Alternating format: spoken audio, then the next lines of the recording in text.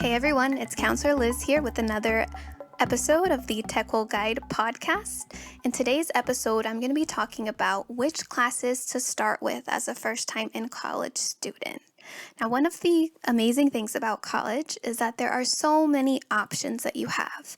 You get the independence and the autonomy to make decisions for yourself about which classes you're going to take, what you want to major in, and how you're going to spend your time. Compare that to your high school experience where everyone is working towards the same degree. You don't have much choice in high school.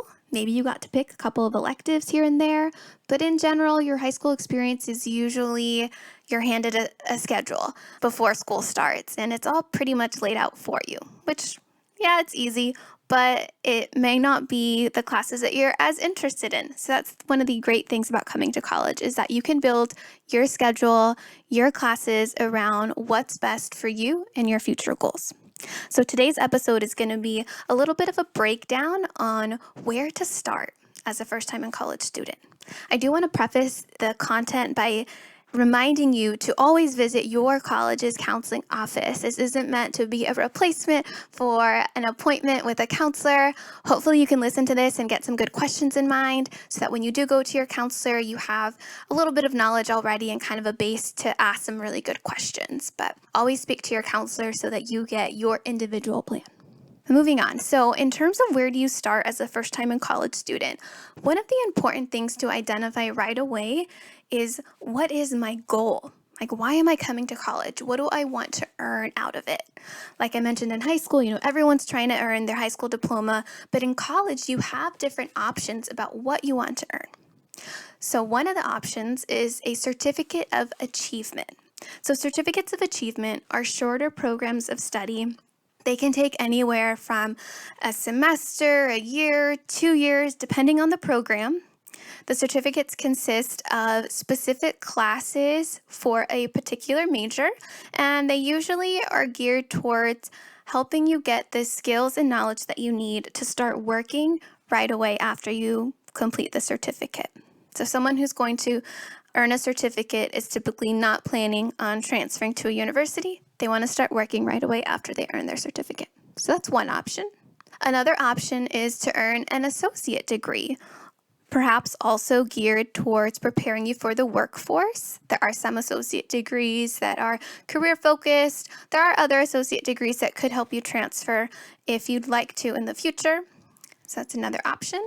And then the third option is wanting to transfer. And as I mentioned, that if you want to transfer, you can earn some associate degrees that line up really well with transfer requirements.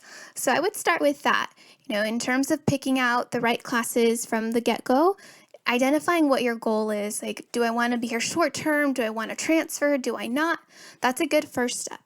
And then from there, figuring out what your major is going to be is also going to be really important in making sure that you pick the right classes right away so that you're not taking a bunch of classes that you don't need, right? You don't want to waste your time taking classes or getting a bunch of units that may not be helping you towards your end goal. I know it's not easy to pick your major or your degree goal or to find out what the certificate and degree options are at your college, but refer to your college's website, refer to your counselors, and they can go over all of the options with you.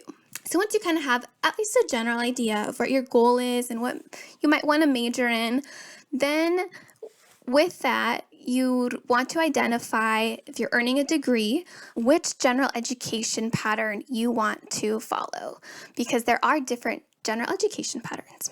So general education, just like in high school, how you had to take a little bit of all the subjects, it's basically what general education is in college. It's providing you with an exposure to a breadth of different subjects, different disciplines, as we refer to it sometimes in college. So depending on what your goal is, you might find yourself following a different general ed pattern. There is one specifically for your college's associate degrees. There is another general education pattern for students that want to transfer to a California State University, a CSU. And then there's a third general education pattern for students that are looking to apply to CSU and UC, the University of California campuses. And that one we call IGETC. One thing that I want to mention too is because there are so many options in terms of degree goals and different general education patterns, you and your friends might have different requirements that you're working on. I've had so many students that, come into my office and they're like, well, I heard from my friend that I need this class, so I signed up for it.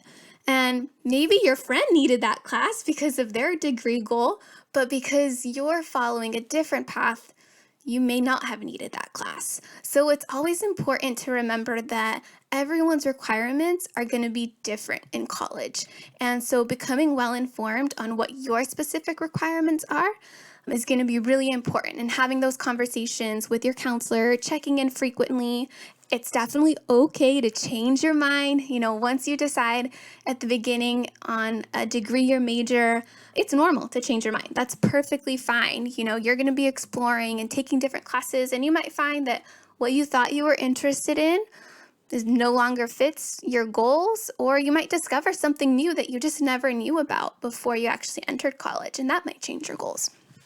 And as your goals change, the requirements are going to change. So that's another reason why it's super important to check in with a counselor. So next up, becoming aware of what some of the core classes are is going to be really important.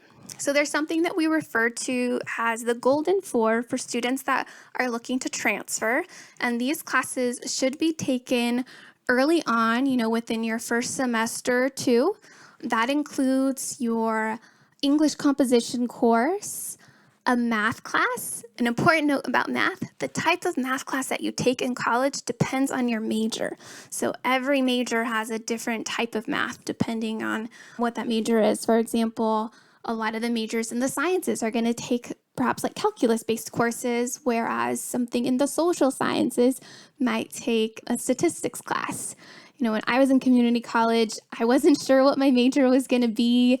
So I ended up taking a trig class, and then it turns out I didn't even need it in the end because I ended up majoring in psychology, which required statistics. So I spent a whole semester in a math class that I really didn't need, but that was my first semester, and I didn't really know, and I was trying to keep my options open. Looking back, I wish I would have talked to my counselor a little more about that.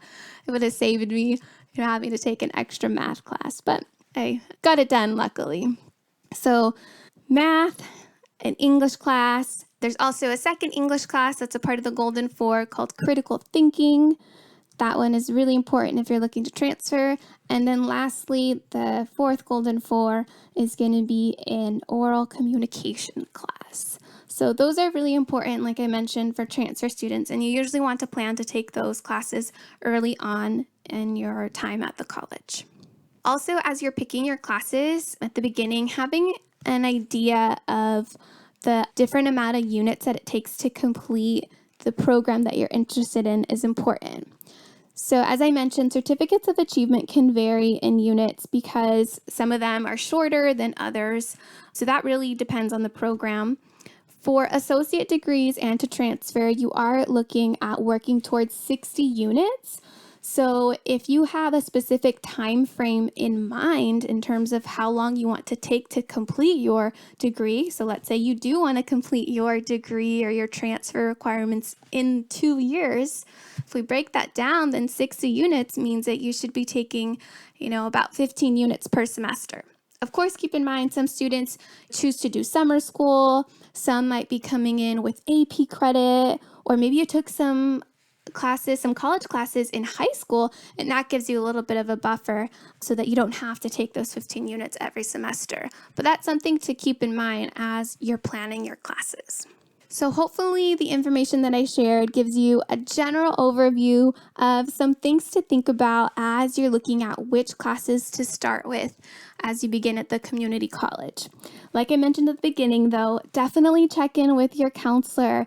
Go in, ask them questions, ask them, what certificates are available here, what associate degrees, which majors can I transfer in, which universities have the major that I'm interested in for transfer.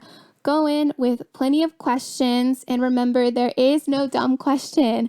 Ask whatever is on your mind, and your counselor I'm confident will be super helpful in helping clarify all of your questions and giving you that guidance so that you can start off on the right foot at the community college and hopefully get started on working towards completing whatever your goal is, whether it's a certificate, a degree, or transfer. So that's it for this episode on where should I start.